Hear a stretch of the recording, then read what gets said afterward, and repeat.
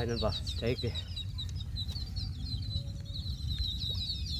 Size wiper ப்ராகு 5வது வரால்னு நினைக்கிறேன். வைப்பர் ப்ராகு ஆர்பிகே பிசிட்டா கிளாஸ்.